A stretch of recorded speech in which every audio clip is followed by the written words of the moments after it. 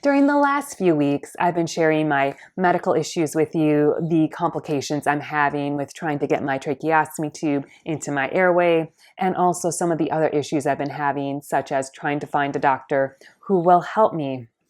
There's been some negative feedback on some of my videos about, I don't understand why it's so hard to get a doctor. Clearly, you must be the issue. And other lovely insight. So let me just clear up a few things here. First of all, let me tell you, I am on life support.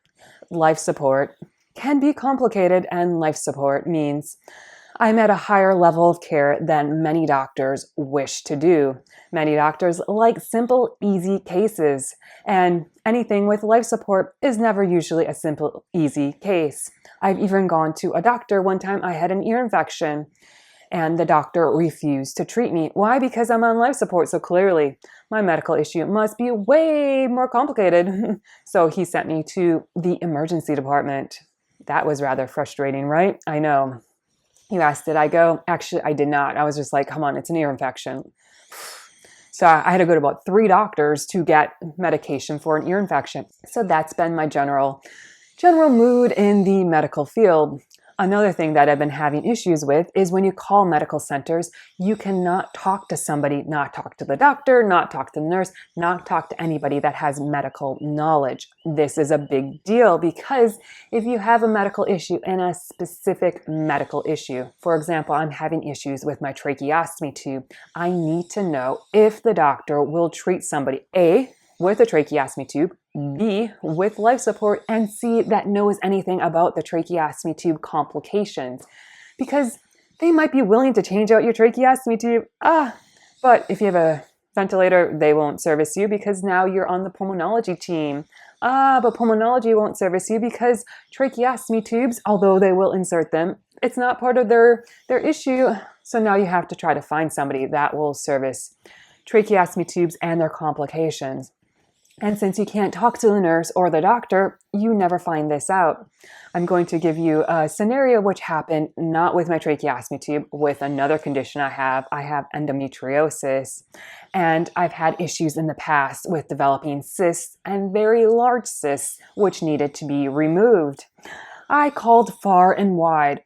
I called probably about 27 different doctors, and you might think, oh, that's a little ridiculous. Yeah, it was.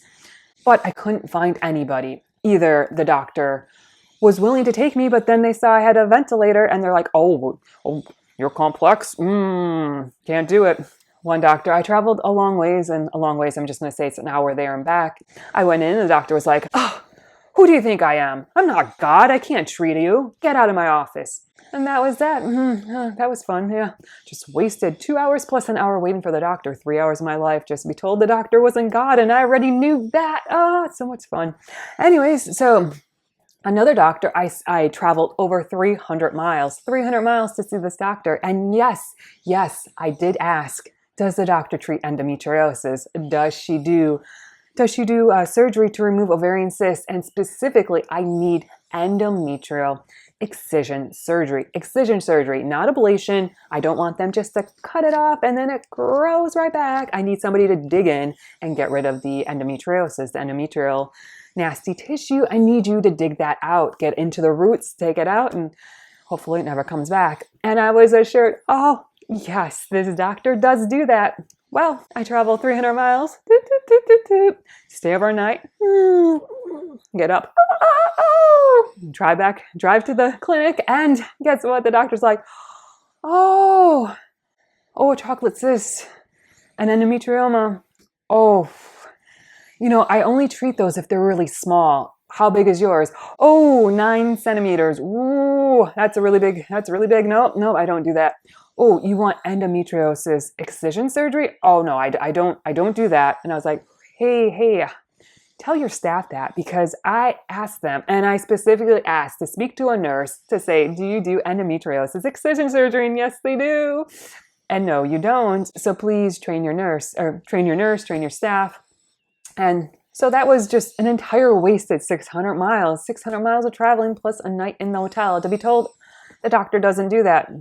So that is the frustration if you have complex medical issues. And unfortunately, having a tracheostomy tube with life support suddenly becomes very complex. Doctors do not want to treat me. They don't want to treat anything associated with that because, like I said, they want easy, simple cases. Come to the doctor and you need your tracheostomy tube changed. They will do that. You need something wrong with your tracheostomy tube and you want that investigated. They might investigate it, but no, they probably won't do anything. And especially if you're on life support. If you're on a ventilator, your chances of getting a doctor are really slim, really slim. And you can even go to the top experts in the nation. And a lot of times they won't even treat you because you're complex, medically complex. They don't like complicated cases because things could happen during a procedure, during the office. They don't want that. I even have a doctor locally who almost refuses for me to be in the office.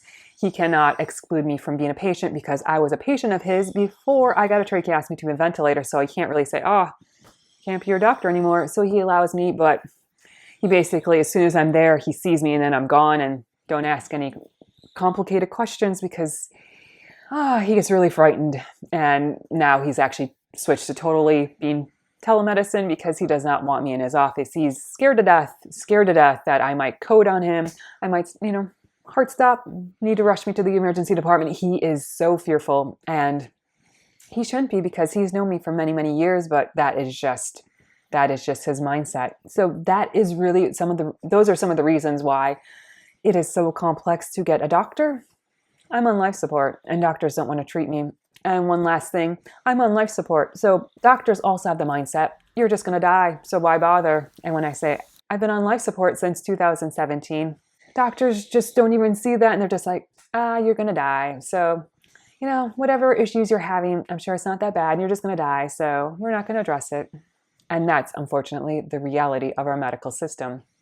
Doctors don't want to help. They don't want complex cases, and they don't want to be responsible in case you do happen to die because no one wants to get sued. No one wants to get sued. So they won't help you. They will not help you. So that is unfortunately the reason why it's been so difficult to find somebody. I'm just a complex case, and that doesn't even address mitochondrial disease. That is just a whole nother sphere. They find out I have mitochondrial disease. A lot of doctors will just walk out the door. It's like, well, goodbye. Thanks for coming. We don't treat complex medical issues. Thanks for coming. So let me know your experiences. If you have complex medical issues, if you have a tracheostomy tube and ventilator, not just tracheostomy tube, but tracheostomy tube and ventilator, and can't find a doctor, let me know. If you have other medical conditions, Ehlers-Danlos syndrome, mitochondrial disease, maybe ALS, any of those other complex medical conditions, and you can't find a doctor to treat you, let me know. I'd be curious. And I'd also be curious to know, do you have ways to get around this? Do you have ways to find out if a doctor's going to treat you? Because I haven't. Even talking to nurses, I still can't find out if the doctor's going to actually treat me or not until sometimes I show up and travel many, many miles only to find out they don't treat my medical condition or they just don't want to treat me because I'm complex. Let me know in the comments. I'd really appreciate it. So thank you so much for joining me. Please remember to like and subscribe down below. Please also remember to comment and share. It really helps my YouTube channel. I hope you have a great day and a wonderful week. Bye-bye.